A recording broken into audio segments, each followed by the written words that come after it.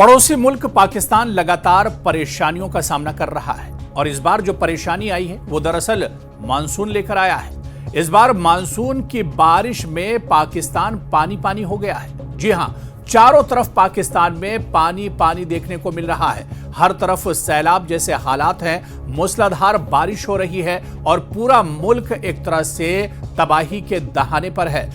कोई शहर और कोई गांव और देहात ऐसा नहीं बचा है जहां पर सैलाब का कहर या बारिश का कहर ना हो। आज के एक्सप्लेनर में हम मानसून से पाकिस्तान को हुई तबाही पर पूरी जानकारी आपको देंगे। दरअसल पाकिस्तान भर में शदीद मानसून बारिशों और सैलाबी सूरत हाल के बायस अगर पिछले 24 घंटों के दौरान की बात करें तो 50 से ज्यादा अफराद जाबाहक हो चुके हैं। एनडीएमए के मुताबिक मानसून बारिशों के बायस पिछले कुछ घंटों के दौरान तकरीबन 300 अफराद इसमें जख्मी भी हुए हैं। तो आप देखिए कि बारिश कितनी ज्यादा खतरनाक है। मूसलाधार बारिश हो रही है और आसमान से गिरता पानी, आसमान से मूसलाधार जिस तरह से बारिश हो रही है, नीचे नदी नालों में भी सतह आब एक तरह से बढ़ रहा है। नदी नाले उफान पर हैं और ऐसे में जो जानी और माली नुकसान है वो बहुत ज्यादा हुआ है। दरअसल इसकी वजह क्या है ये भी हम समझने की कोशिश करेंगे इस एक्सप्लेनर में।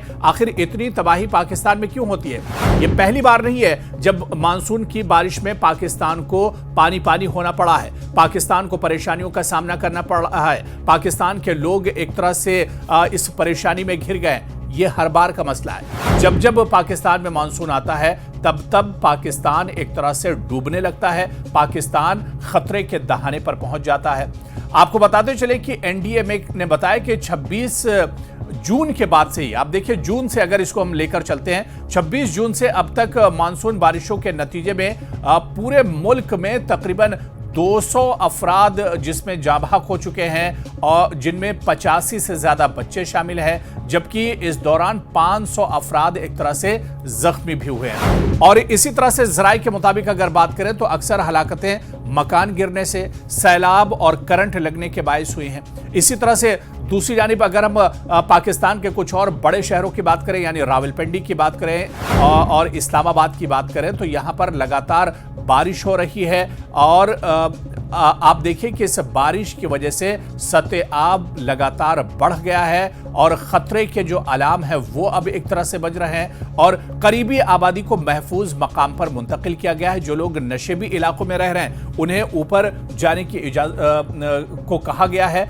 और महफूज मकामात पर जाने को कहा जा रहा है। इसी तरह से अगर कुछ और दूसरे शहरों की बात करें तो रावलपिंडी और इस्लामाबाद में नशेबी इलाके ज़ेरे आब आ गए हैं। जो नीचे के इलाके वहां पर खतरा सबसे ज्यादा है क्योंकि यहां पर पानी सबसे ज्यादा भर जाता है। रावलपिंडी के इलाके ढोक में पानी जमा होने से शहरियों को शदीद मुश्किलात का सामना करना पड़ा है। उधर पंजाब की अगर हम बात करें तो पंजाब में दफा 144 के तहत जो डैम है, जो दरिया है, तालाब है, झील है, इनमें तैराकी पर पाबंदी आयद कर दी गई है, जबकि गलियों, सड़कों, खुली जगहों या अवामी मकामात पर बारिश के जमाशुदा पानी में नहाने पर भी पाबंदी पंजाब में आयद कर दी गई है। और नोटिफिकेशन के मुताबिक डैम, दरिया, नहर, तालाब, झीलों में बिला इजाजत कश्ती चलाने पर भी पाबंदी लगा दी गई है। तो आप तसव्वुर कर सकते हैं कि हालात पाकिस्तान में कितने ज्यादा मानसून की बारिश के बाद एक तरह से खराब हो गए हैं। और जिस तरह से हम आपको बता रहे थे कि ये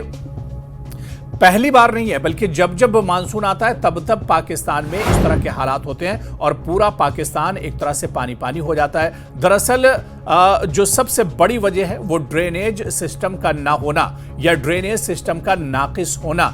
और जब बारिश होती है और पहले से तैयारियां होती नहीं है, सरकार और इंतजामिया पहले से इस पर गौर नहीं करता है। जब मानसून की बारिश आती है, लोगों को परेशानी होती है, तब इंतजामिया एक तरह से जगता है, तब सरकार की आंखें एक तरह से खुलती हैं। और जब ये बारिश उतर जाती है, जब ये हालात खत्म हो जाते हैं, एक बड़ा जानी और माली नुकसान हो जाता है, उसके बाद सरकार एक बार फिर सो जाती है, इंतजामिया एक बार फिर से एक तरह से सो जाता है और उसे एक तरह से वो गफलत में आ जाती है और उसके बाद फिर जब दूसरा मानसून आता है और दूसरी बारिश एक तरह से आती है, दूसरा सीजन बारिश का आता है, तो फिर परेशानियां और ज्यादा बढ़ जाती हैं, या फिर कहें कि वही परेशानियां एक बार उभर कर सामने आ जाती हैं। और ऐसे में पाकिस्तान में सबसे बड़ी जो वजह है इसकी पीछे बताई जा रही वो करप्शन है। जी हां, करप्शन पाकिस्तान में एक बहुत बड़ी वजह है, जिसकी वजह से जो नदी नाले हैं, जो ड्रेनेज सिस्टम है,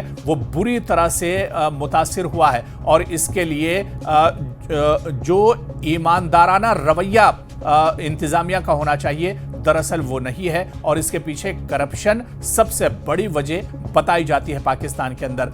इस बार भी आप देखिए कि पूरा का पूरा पाकिस्तान एक तरह से पानी में बहता हुआ नजर आ रहा है। पूरा का पूरा पाकिस्तान पानी से एक तरह से घिरता हुआ नजर आ रहा है। तस्वीरें आप देखिए, जो तस्वीरें निकल कर आ रही हैं, आप देखिए कि लोग अपने घरों से बाहर नहीं निकल सकते हैं। न तो लोग देखिए घर के बाहर निकलेंगे तो पानी में बह जाएंगे, घर के अंदर रहेंगे तो घर इतने खस्ता हाल हो चुके हैं लगातार बारिश की वजह से कि उन घरों के गिरने का खतरा। और अभी तक के जो आंकड़े आए वो ये बताते हैं कि सबसे ज्यादा जो अमवात इस मानसून सेशन में हुई है वो दरअसल घरों के गिरने की वजह से ही हुई है। जो घर तबाह बर्बाद हो गए हैं, और इन घर के गिरने की वजह से एक बड़ी तादाद है लोगों की जो एक तरह से मारी गई है। बहुत से लोग एक तरह से इसमें बह गए हैं। और आप देखिए कि किस तरह से हालात पाकिस्तान में बने हुए हैं, और ये हालात हर बार के हैं। हर बार इसी तरह के हालात पाकिस्तान में बनते हैं, चाहे रावलपिंडी की बात करें, चाहे इस्लामाबाद की बात करें, चाहे पंजाब की बात करें, चाहे लाहौर की बात करें। ये तमाम वो बड़े शहर हैं, ये तमाम वो कारोबारी शहर हैं जहां पर एक बड़ी आबादी रहती है। लेकिन जब जब मानसून की बारिश होती है तो फिर इन शहरों की कलाई खुल जाती है। इन शहरों की जो चकाचौंध है उसकी पोल एक तरह से खुल जाती है। और इंतजामिया ने क्या कुछ किया है, सरकार की तरफ से क्या कुछ कदम उठाए गए हैं, उसकी भी पोल एक तरह से खुल जाती है। तस्वीरें आप देखिए, ये तस्वीरें दरअसल डरावनी हैं। आप देखिए कि मानसून ऐसा नहीं कि मानसून सिर्फ पाकिस्तान में आता है, मानसून दूसरे मुल्कों में भी आता है। बारिश होती है और बारिश आकर चली जाती है, निकल जाती है।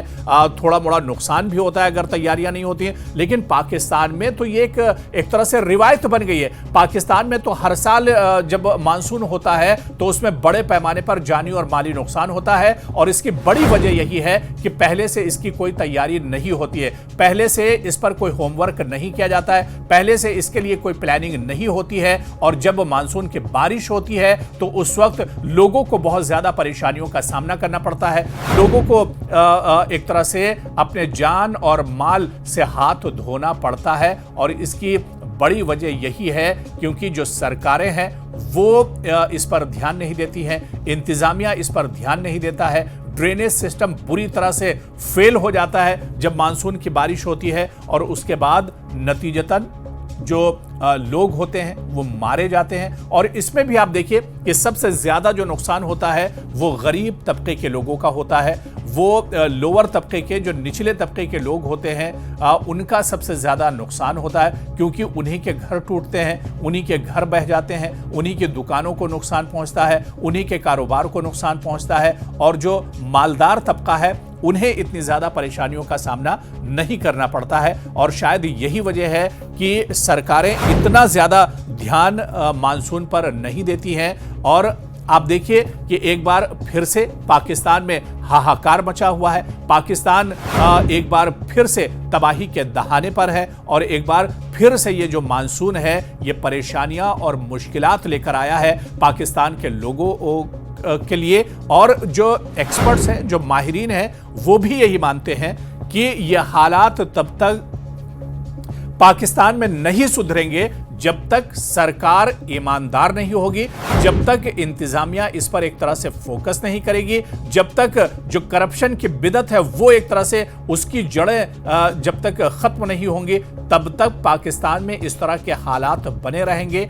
आतंकवाद अपनी जगह है, वहां के सियासी हालात अपनी जगह हैं, लेकिन जो मानसून में जो हालात होते हैं इसके लिए वहां पर सरकार भी जिम्मेदार है, वहां पर इंतजामिया भी जिम्मेदार है, वहां के जो मकामी लोग हैं वो भी इसके लिए जिम्मेदार हैं। और ऐसे में अगर अब भी पाकिस्तान के लोग नहीं जगे और पाकिस्तान की सरकार नहीं जगी तो बहुत ज्यादा नुकसान होगा, क्योंकि हर बार की तरह इस बार भी मानसून में बहुत ज्यादा पाकिस्तान को और बहुत बड़ा झटका एक तरह से पाकिस्तान को लगा है।